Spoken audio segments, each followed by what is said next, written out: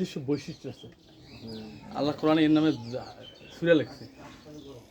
হ্যাঁ, মৌমাছি কত বড় একটা নিয়ামত।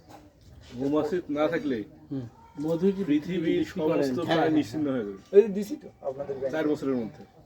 মৌমাছি না থাকলে হ্যাঁ, কোনো ফল হবে না, কোনো গাছ হবে না। ও হ্যাঁ, 60% পরাগায়ন এ করায়, হ্যাঁ আর 25% ফসল বৃদ্ধি করে। যদি কোথাও ইয়ে থাকে তাহলে সেই ফসলটা বৃদ্ধি করবে। এই সরিষা বিশেষ করে যেগুলো এই ফুল ফুলজাতীয়। থেকে আমাদের কামড়াবে না তো? থাকেন, আল্লাহর নাম ভরসা করে থাকেন, নড়ানড়ি করেন না, নড়ানড়ি করলে অবস্থা খারাপ আছে। আমাকে কামড়াইতে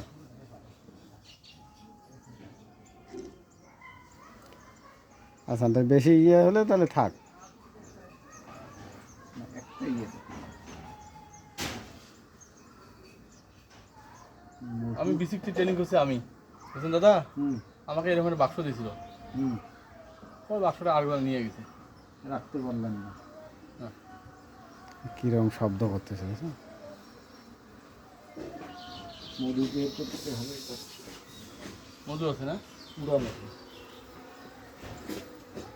সিল করে দিছে, দেখছেন? তার মানে এটা 100% পরিপক্ক না। ওই যে ওটা আরো বেশি। ওটাও বেশি, ওই পাশেটাও পরিপূর্ণ আছে। এই যে সিল করে দিছে, দেখেন 50%-এর ঊর্ধ্বে সিল করা আছে না? মধু হয়ে গেলে ব্লক করে দেয়। হ্যাঁ, ব্লক করে দিবে।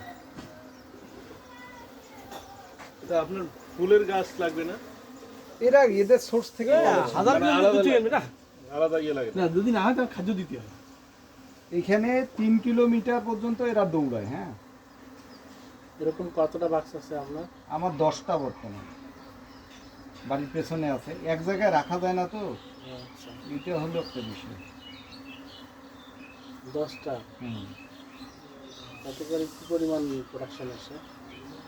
লিচুর সময়টা, সরিষার সময়টা প্রত্যেক বাক্সে 1 কেজি মধু হবে। কতদিন পর? হ্যাঁ, 1 কেজি মধু হবে। কেজির মধ্যে কতদিনে হয়? কতদিন হয়? 7 দিন, 8 দিন, 10 দিন। 10 দিনে 1 কেজি। এই ধরেন, এটাতেও পরিপক্ক মধু।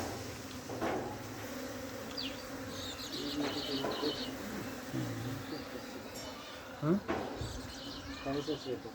না, কোনো ইন্টারেস্ট নেই। যখন ফুল টুল হলে তখন খাবার দিতে হয়। কি খাবার দেয় তখন? ওই মিঠাই। এখানে দুটা বিষয় আছে মাজিদ ভাই। হ্যাঁ, সেটা হলো, যদি আমরা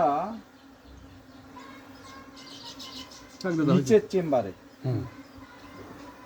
এখানে দুটা পার্ট আছে কিন্তু, হ্যাঁ এই দুইটা পার্টে যদি আমি নিচের চেম্বারের কিন্তু উপর অংশে মধু আছে, আর তারপরে হচ্ছে আপনার এই চাপে পড়বে। দুপুরে সাধারণত বক্স খুলি না। হ্যাঁ, সাধারণত বক্স খুলি না।